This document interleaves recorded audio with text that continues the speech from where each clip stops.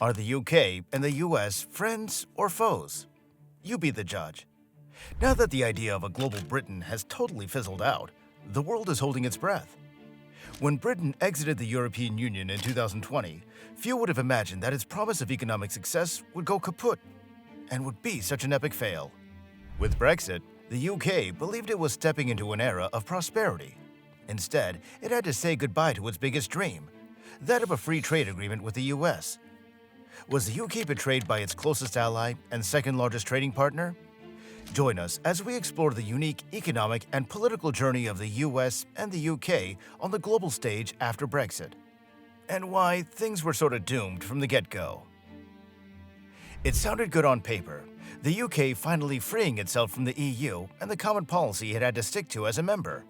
Theresa May was optimistic as she celebrated the era of global Britain. It spelled freedom for the UK when it came to going solo, striking trade deals, and deciding its own tariffs. The UK was to become a bastion of free trade, casting a wide net to tap into Asia and America. Yet, it all came crashing down. So, what went wrong? Boris Johnson, along with fellow Brexiter Liam Fox, were unable to convince Donald Trump or Joe Biden and secure the sought-after deal with America. The deal would have sort of plugged the gap as the UK lost free access to the EU post-Brexit, a compensation of sorts. Albrecht Rosacha, a former EU diplomat, drops an eye-opener. US trade policies have become fairly unsentimental, self-interested, and protectionist in tendency. And if they negotiate trade agreements at all, they prefer larger partners with bigger markets such as the EU. Jerry Ferry, CPA's chief economist, gave the whole idea a thumbs down from the start. It was a bad idea from the word go. And the deal was tossed before the 2024 elections. As per CPA's own estimates, it seems that the US-UK deal with zero tariffs would have been catastrophic, causing the loss of 2,000 jobs in the US and a $142 million dent in the US GDP. Apparently, import penetration would have caused workers to lose jobs in manufacturing, especially in the automotive sector. UK employees would have had a tough time holding on to their jobs in financial services with US insurance companies, banks, and asset managers hovering around. Plus, the key motivators for the US to go for such a big deal were the big ag, think processed foods and the pharmaceutical industry. The US was looking to make the British National Health Service dish out more cash on patented drugs. But with the NHS's precarious financial position these days, on the brink of collapse, that simply wasn't an option. Neither was flooding the UK with processed foods, as that would not have worked out favorably for the NHS as well. What Rishi Sunak was able to do was get Biden to sign on the dotted line for the Atlantic Declaration. Was it ideal? Maybe. It did secure UK businesses some US subsidies. Let's talk about that. While this might not be the grand free trade deal the UK was hoping for, it did smooth relations between the two countries. Former Premier Rishi Sunak was hopeful. He dismissed the free trade deal as no longer a priority and declared this to be a less sentimental and more pragmatic step. So, what does the deal promise? To begin with, ease in trade barriers. Plus, according to this declaration, a data protection deal, as well as beefed-up defense industry links are on the cards too. What's more, it pledges collaboration on various fronts. Key industries such as AI, 5G and 6G telecoms, quantum computing, semiconductors, and engineering technology. The countries will also join hands via a trade pact on critical minerals. These minerals are used in the manufacture of flat-screen TVs, solar panels, and electric vehicles, according to a DW report. But that's not all.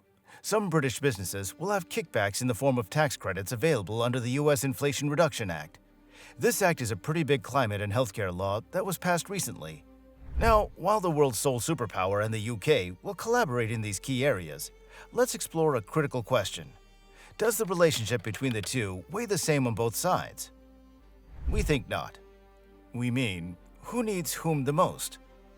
It's the UK that needs Uncle Sam more rather than the other way around. Plus, here's the cold, hard reality. A UK that's not a part of the European Union is weak, and just not a very attractive prospect for the US, especially from an economic standpoint. The UK-US relationship has been, for a very long time, seen as a special relationship. But here's the thing. This seems to be an outdated term that needs to be left in history books rather than our current times. Come to think of it, it can even be rather misleading because the US-UK relationship operates on quid pro quo, give and take. It's quite transactional in nature. An unnamed US official told it like it is. The UK's standing in the world has long been by its closeness to America. After Brexit, under Boris Johnson and Liz Truss, the UK was just so needy. Time is the most precious commodity in the White House, and we just didn't have time to hold their hands. This should serve as a reality check. Let's face it, given the recent crises such as a global recession and the war in Ukraine, America as a superpower wants to take solid, practical steps. We're talking doable, bite-sized measures. The US has no appetite for grandiose fantasies like a free trade deal. The US will also align itself with global partners who are willing to snap into action and get the job done. A US administration official was right on the mark when he said, "We're looking for practical wins. Where we are globally with Ukraine and the economy, this is not a time for grand pronouncements, but pragmatism and getting the job done. Real roll-up-your-sleeves politics." This ties in with the US's vision. The US has woven an intricate web of partners and allies across the globe, which places it in a unique position of power. And it seems that the UK is stepping up to the plate, like its response to the Ukraine crisis as the US's top ally. Now, such smart moves do come with their own rewards. Remember the kickbacks in Biden's Inflation Reduction Act on crucial minerals that we spoke about earlier? Then there's also the deal between the two countries on artificial intelligence, according to which the UK is recognized as a domestic source of defense equipment. With the recent escalation of the Israel-Gaza conflict, it goes without saying that this issue will also be a key topic of discussion in US-UK policy. Now, of course, since we're exploring the US and UK's relationship from an economic standpoint, no discussion can be complete without taking a look at investment flows between the two countries. Here's an interesting aspect of the UK-US relationship when one talks about investment flows. For the sake of keeping it real simple, let's just say foreign direct investments take into consideration two critical concepts. The first one is flows, and the second is stocks. Now, the UK has a solid reputation and ranks pretty highly as an FDI magnet when it comes to inward flows. If you examine the UK's rank on the global stage, taking into account trends since the 1990s, the UK's rank has been on a sliding scale between ranking 5th and 2nd. It ranked 2nd in 2021. By contrast, the USA has ranked at the top spot every year. No competition there. No one can deny, Brexit has cast its shadow here as well, although the UK has managed to avoid real danger and continues to perform well in this arena. To do this, we'll look at the EY, formerly known as the Ernst & Young's Annual Attractiveness Survey for foreign investors investing in the UK. Now, the 2022 Attractiveness Survey, adapting to a changed world, brought some encouraging data into the spotlight.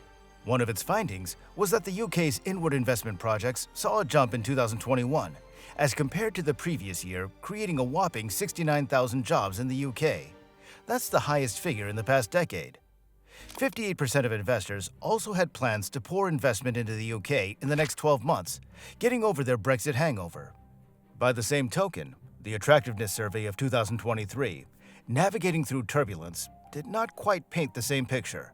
It reported that the UK needs to get to the grind to clean up the mess that the economic shakeup and after effects of Brexit created, denting the UK's attractiveness for investment. But after all is said and done, the UK still stands at number 3 in Europe, right in the queue after Germany and France when it comes to the attractiveness factor. So let's take a glance at some statistics, shall we? To see how the US plays into the UK's FDI landscape. Take the year 2021. If you see here, the value of foreign direct investment into the UK was £51.7 billion. This is a slide from its value of £35.8 billion in the previous year. But this had more to do with COVID-19 restrictions and the global recession rather than Brexit. And in case you were wondering what that negative flow implies, it simply means that the value of investment outflows is greater than that of investment inflows. Which brings us to our next question. Who's the biggest investor in the UK? It's none other than the United States of America, with an investment of £6.2 billion, propping it comfortably in the position of the single largest investor in the region. Nonetheless, U.S. investment has also seen a plunge from its figure of £16.9 billion in the previous year. The source of this data is the Foreign Direct Investment Involving UK Companies 2021 released by the Office of National Statistics, as well as the United Nations Conference on Trade and Development database on bilateral FDI. It was presented in the House of Commons research briefing, so you can't debunk this info. Moving on to stocks, the US contributes over a third of the UK's FDI stocks, falling just behind the EU. The last decade has seen the US's share of stock of FDI slide between the ranges of 24% to 34%. And now it's time to flip the script. How does the UK fare when it comes to investing in the US? In the year 2022, 4 companies poured in the bulk of the $5.3 trillion in cumulative direct investment in the US, topped by Japan and Canada, whereas the United Kingdom stood at number 3. The UK used to be the largest investor in the US up until 2018, a position that has now shifted. Let's change tracks here for a bit, and let's figure out if any state-level deals have come to fruition between the US and UK. Despite a shaky start, the UK and US's relationship is slowly but surely getting on the right track. The UK has signed a trade pact with Texas that will make it easier for UK and Texas businesses to engage in trade and have closer economic ties. Likewise, the UK has made pacts with 8 other US states: Indiana, North Carolina, South Carolina, Washington State, Utah, as well as Oklahoma. And it looks like it might also sign MOUs with California, Illinois, and Colorado, which will boost business further.